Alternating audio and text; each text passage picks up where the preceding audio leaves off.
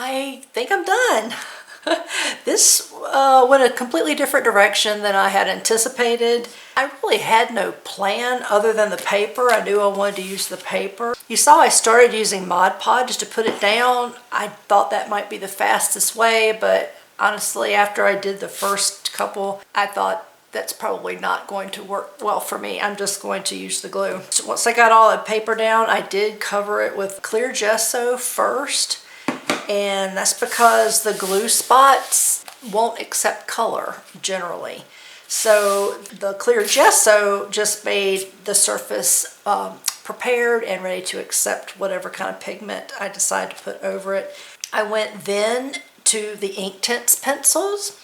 I have this huge set my husband gave me for Christmas last year, I believe, and I have barely used it. So I just kind of wanted to get out and play a little bit and just get a little bit more familiar with them and how they work. And I have to be honest, I almost wish I would not have started with the Distress Oxides. I thought that just might be a good way to add color, but it didn't blend. I didn't really want the streaks, but then I thought, well, it could kind of be like the sky, like a sunset. I can't say this is my favorite piece I've ever done, but I had a really good time, and it just felt good to express myself artistically. I love paper crafting, and I know most of you are on my channel because of some of my paper crafting videos, but my true love is more art expression. And so I would like to do some more art videos or art-oriented videos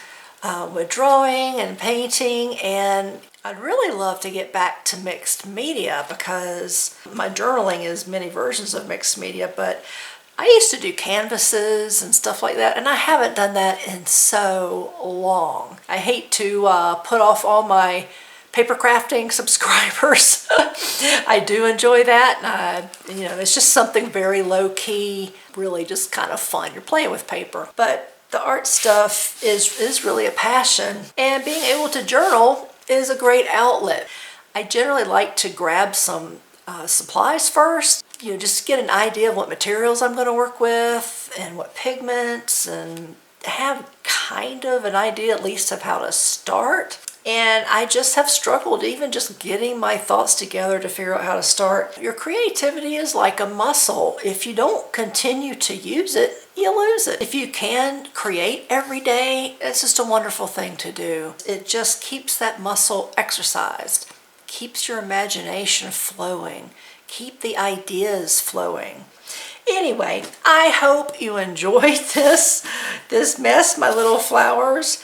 Actually, I think I'm going to go through and put mouths on them because these circles were punched from a piece of paper that had like a map on it. Unfortunately, I think most of what pops out at me they look kind of like frowns, which is why I didn't do it initially, because I don't want it to look like just a sad piece. But it looks like some will be sad, kind of looking, and then some will kind of be happy. But I'm going to do that real quick, and then that will be it.